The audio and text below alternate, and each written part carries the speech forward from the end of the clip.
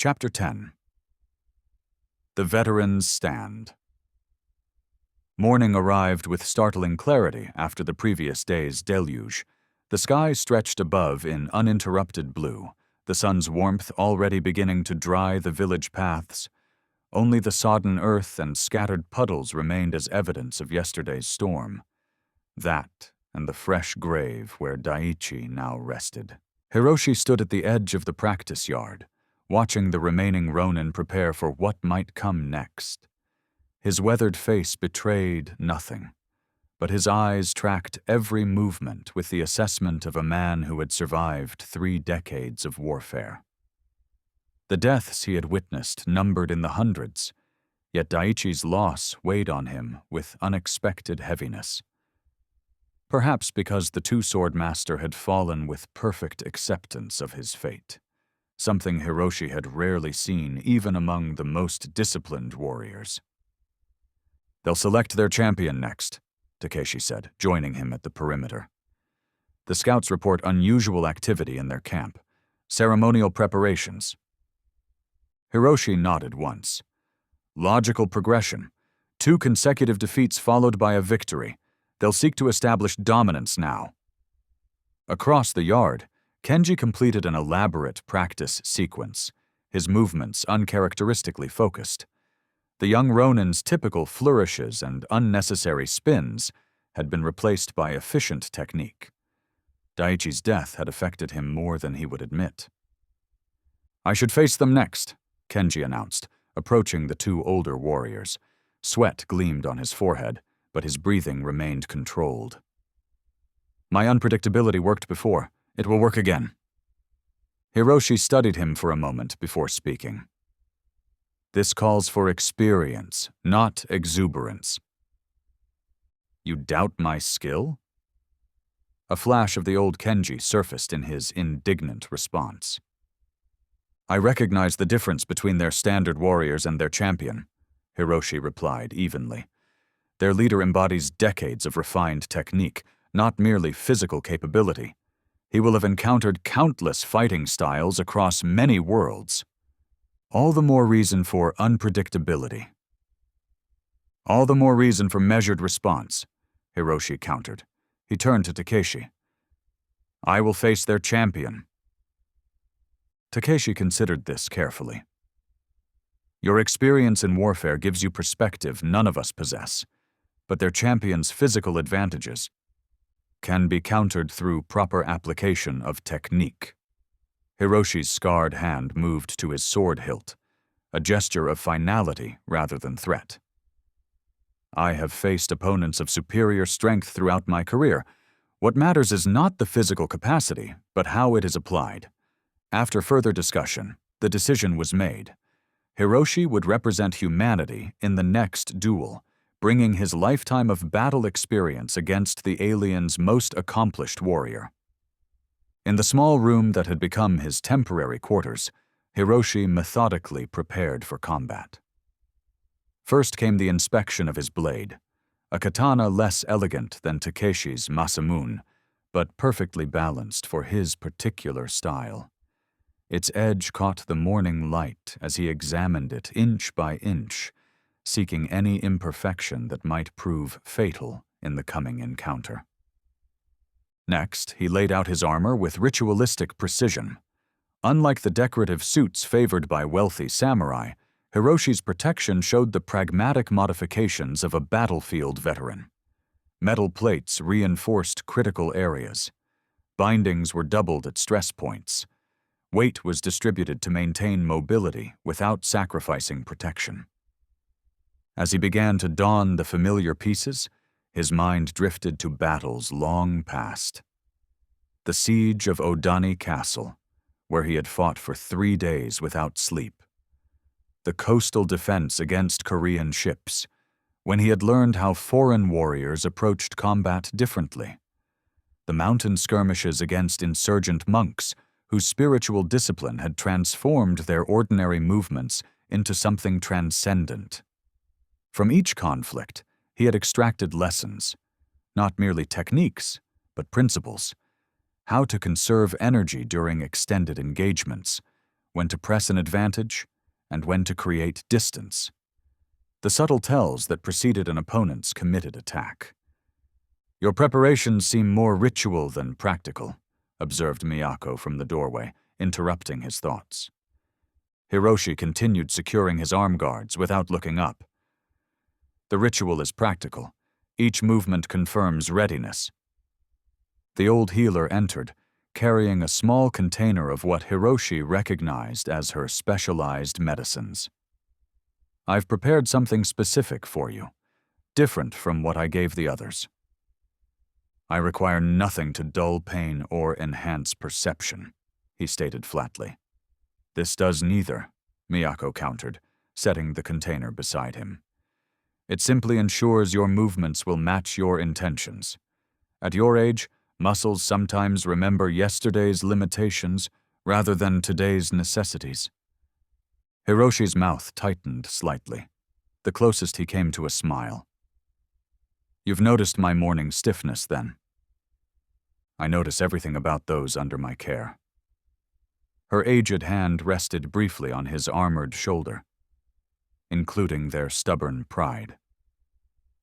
After she departed, Hiroshi examined the container's contents.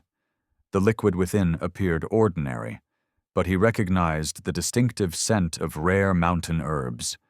He consumed it without hesitation, trusting the old woman's wisdom if not her supernatural insinuations. Almost immediately, he felt a warming sensation spread through his limbs, as though decades of accumulated fatigue were being gently dissolved. A soft knock announced Takeshi's arrival. The younger Ronin entered and knelt opposite Hiroshi, maintaining respectful distance. "You've faced foreign opponents before," Takeshi began, "beyond Japanese styles." Hiroshi nodded. "Chinese, Korean, even a Portuguese swordsman once. Each brought different principles to combat." "And what did you learn from these encounters?" "That the foundation matters more than the structure built upon it." Hiroshi secured his final armor piece. "All combat, regardless of style, adheres to certain immutable principles: distance, timing, commitment. The expressions vary, but the essence remains constant." Takeshi absorbed this. "And how will you apply this understanding today?" "By recognizing that despite their 4 arms and alien thinking, they must still obey the same physical laws that govern all combat." Hiroshi rose, fully armored and prepared. "Gravity still pulls them downward. Action still precedes reaction. Overextension still creates vulnerability. And their advantages in strength and reach are meaningless if improperly applied." Hiroshi moved toward the door. "Now, let us proceed. The day grows no younger, and neither do I." The procession to the dueling ground proceeded with solemn dignity. Sunlight illuminated the path before them, casting long shadows behind each member of the contingent. Despite the bright conditions, the atmosphere remained tense. Each step through the mud, a reminder of yesterday's grief and the precarious position they now faced. Hiroshi walked with measured strides, his expression revealing nothing of his internal calculations. Decades of military campaigns had taught him to prepare mentally during these final moments, cataloging tactics, reviewing weaknesses, establishing priorities. Today he would face an opponent unlike any in his extensive experience, yet the fundamental approach remained unchanged. Observe, assess, adapt, overcome. As they crested the final rise, the dueling ground came into view. The aliens had already arrived, arranged in formal configuration that spoke of ceremony rather than merely practical positioning. Their leader stood central, flanked by the commander whose ambition was visible even across species barriers. But it was the champion who drew all eyes, a towering figure whose armor bore markings that even humans could recognize as battle decorations. "He carries himself like one who has nothing left to prove," Hiroshi murmured to Takeshi. "The most dangerous kind of opponent." The ceremonial preliminaries proceeded with enhanced formality, each side seeming to recognize the elevated significance of this particular contest.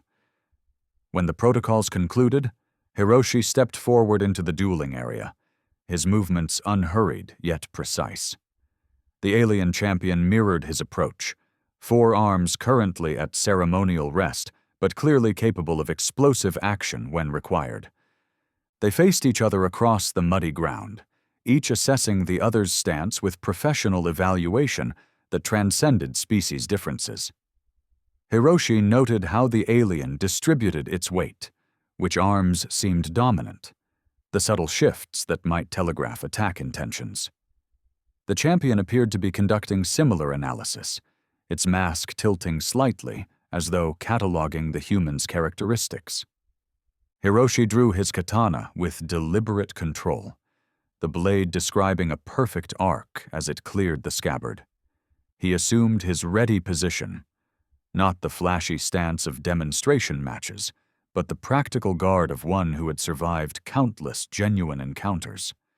The alien responded with its own weapon deployment, producing curved blades for its upper limbs, while its lower arms held implements that served both defensive and offensive functions. Its stance widened slightly, finding stable footing in the muddy ground with apparent ease. For several heartbeats, neither moved. Around them, puddles reflected the clear sky, creating mirrors that doubled the combat-ready figures in perfect symmetry. The champion initiated the first exchange, not with the overwhelming aggression Hiroshi had anticipated, but with a probing attack clearly designed to test the human's reactions. Hiroshi responded with minimal movement, deflecting rather than blocking, conserving energy while gathering information about his opponent's patterns. The veteran's approach, Masaru observed quietly from the sidelines. Economy above all. Indeed, where younger warriors might have countered immediately, Hiroshi maintained defensive discipline, allowing the alien to reveal more of its technique before committing to his own offense. 3 exchanges passed this way, the champion gradually increasing the complexity of its attacks, while Hiroshi revealed as little as possible of his own capabilities. On the 4th sequence, Hiroshi finally launched his counter, a precision thrust targeting a joint connection the alien had briefly exposed. The champion evaded with surprising agility for its size, but not before Hiroshi's blade scored a shallow cut that released greenish fluid. "First blood to experience," Kenji murmured, newfound respect evident in his tone. The alien champion straightened, its mask vents expanding slightly in what might have been surprise. It adjusted its stance, forearms reconfiguring into a more aggressive positioning. The testing phase had clearly ended. True combat was now beginning. What followed demonstrated why both participants held positions of respect within their respective traditions. The champion's four-armed technique created attack combinations of bewildering complexity, each limb operating both independently and in concert with the others. Hiroshi's response showcased decades of hard-earned knowledge, never attempting to match the alien's advantages directly, but instead exploiting the fractional gaps between coordinated movements. As the duel progressed, the muddy ground became an increasingly significant factor. The champion's greater weight caused deeper depressions in the soft earth, occasionally limiting its mobility in subtle ways. Hiroshi exploited this with veteran's awareness, maneuvering toward areas where the footing would most disadvantage his larger opponent. "He's using the terrain," Takeshi noted approvingly, making the environment fight for him. Midway through the contest, something shifted in Hiroshi's approach. Where his fighting had been purely pragmatic before, it now took on almost philosophical quality. His movements flowed with newfound integration, as though some internal barrier had dissolved. Those who knew him best might have been startled by the subtle smile that briefly crossed his scarred features, an expression of revelation rather than humor. In that moment, watching death approach through his opponent's precision, Hiroshi finally reconciled the contradiction that had haunted him throughout his career. The tension between Bushido's rigid ideals and warfare's brutal pragmatism. Here, facing an opponent from beyond the stars, he understood that true honor lay not in blind adherence to code, but in finding purpose within chaos. The realization brought not peace, but clarity, and with it, enhanced effectiveness.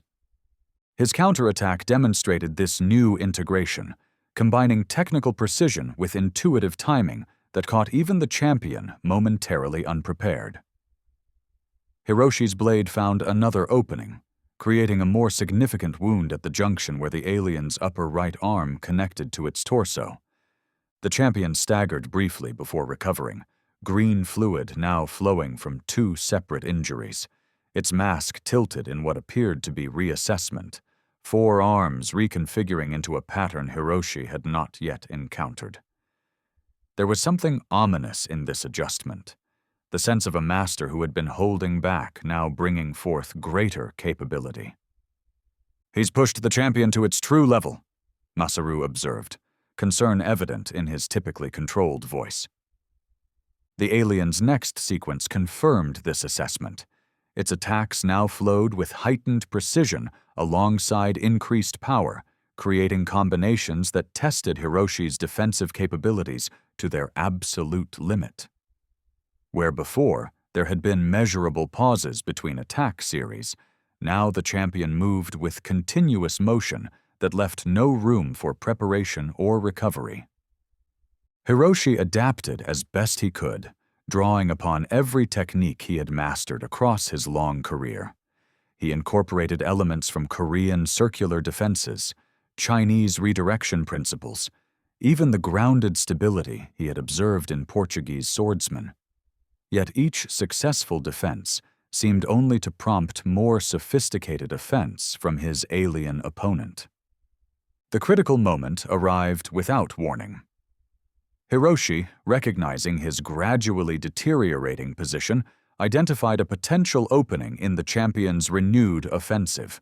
It would require perfect timing alongside acceptance of significant risk, the kind of calculated gamble that had preserved his life in dozens of previous encounters where pure technique had proven insufficient. As the champion committed to a particularly complex four-armed sequence, Hiroshi executed his counter, deliberately exposing his left side to create an opening for decisive thrust towards the alien's previously wounded torso connection. His blade found its target, penetrating deeply into the already compromised joint and causing the champion's upper right arm to hang momentarily useless. For a heartbeat, victory seemed possible.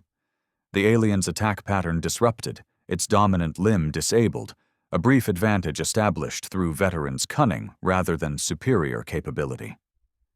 Then came the response, a demonstration of why this being held the position of champion among its kind. Despite its significant injury, it executed a counter-sequence of breathtaking sophistication, three remaining arms moving with perfect coordination that suggested long preparation for exactly such a contingency.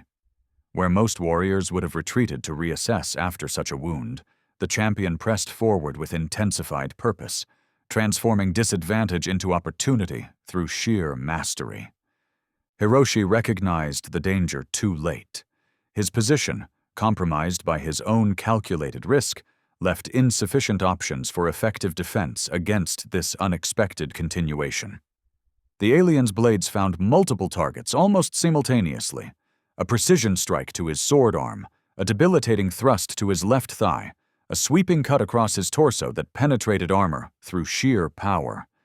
Hiroshi fell to one knee, blood soaking through his armor in multiple locations. His sword remained in his grip through decades of ingrained discipline, but his arm would no longer respond sufficiently to wield it effectively. Before him, the champion positioned for what should have been the killing stroke, its remaining functional arms aligned for decisive conclusion. Yet the final blow never fell. The champion paused, its mask tilted in what appeared to be consideration. After a moment that stretched like eternity, it lowered its weapons and stepped back, not in retreat, but in deliberate restraint. Hiroshi, blood now pooling beneath him in the mud, understood. Despite coming from a world beyond the stars, this warrior recognized something in him worthy of acknowledgement rather than mere elimination. Perhaps it was his tactical choice to seek victory through sacrifice, or the decades of experience visible in his technique. Whatever the reason, the champion had chosen to honor rather than destroy. With formal precision that transcended species differences, the alien champion performed a gesture clearly modeled after the traditional samurai bow. Upper body inclined forward, weapons lowered in ceremonial acknowledgement. More astonishing still, the remaining aliens, including their leader and commander, followed suit, bowing in unified recognition of the human warrior's worthy stand. The significance of this gesture was lost on no one present. These beings, who had traveled across the stars to test themselves against other species, had recognized in Hiroshi something that transcended biological differences and evolutionary separation. The universal quality of a warrior who embodied the highest principles of his tradition. As Takeshi and Masaru moved forward to retrieve their fallen comrade, the alien leader made ceremonial movements concluding the duel. The contest was recorded. Humans 2, aliens 2. Equal standing, though today's outcome had shifted momentum toward the visitors from beyond Earth. "You should have killed me," Hiroshi stated matter-of-factly as Miyako treated his wounds in the village healing room. His injuries, while severe, had proven non-fatal thanks to the old healer's remarkable skills and medicines. "Perhaps," Takeshi acknowledged, "but then we would have lost your insights." Despite his weakened condition, Hiroshi's mind remained sharp. Their champion fights with perfect integration between technical mastery and intuitive adaptation. Not merely practiced sequences, but genuine understanding. He winced as Miyako applied a stinging poultice to his thigh wound. But there is vulnerability in that very perfection. "Explain," Masaru prompted. "Systems of such complexity require perfect maintenance. The wounds I inflicted may not have secured victory today, but they will limit the champion's effectiveness in subsequent encounters." Hiroshi's eyes held the calculating assessment of a battlefield commander rather than a defeated duelist. "They will not risk him again without full recovery." "Which means," Kenji began. "Their commander will step forward next," Takeshi finished. "Already the scouts report increased activity around his position in their camp." "He will challenge you directly," Hiroshi said to Takeshi. "Your position as our leader makes you his logical counterpart." The implications hung in the air between them. Commander Vextar had demonstrated ambition alongside capability, a dangerous combination in any species. His interest in Takeshi suggested recognition of parallel position alongside competitive assessment. "The commander differs from their other warriors," Hiroshi continued. "Where they show discipline above all, he displays calculation. He respects their tradition without being bound by it." His scarred hand gripped Takeshi's arm with surprising strength. "Tomorrow you face not merely a warrior, but ambition itself." As night fell across the village, final preparations proceeded for what all recognized might be the most critical duel yet. The aliens had proven themselves worthy adversaries, capable of both overwhelming victory and honorable restraint. The contest stood equally balanced, 2 successes for each side, with the momentum now favoring the visitors from beyond Earth. Takeshi stood outside, studying the stars that connected both worlds across incomprehensible distance. Somewhere among those points of light lay the home of these hunters who had traveled so far to test themselves against worthy opponents. Despite the danger they represented, he found himself appreciating the strange symmetry. Two warrior traditions separated by evolution and cosmic distance, yet recognizing in each other something worthy of respect. Tomorrow would bring his direct confrontation with Commander Vexstar, a duel that might determine not merely the contest's outcome, but the foundation for relationship between their species going forward. As he prepared himself for this momentous challenge, Takeshi took comfort in one certainty. Regardless of biological differences or technological advantages, all warriors ultimately faced the same fundamental test: finding meaning through worthy struggle against the ever-present reality of mortality. The stars continued their eternal procession overhead, indifferent to the dramas unfolding beneath their distant light.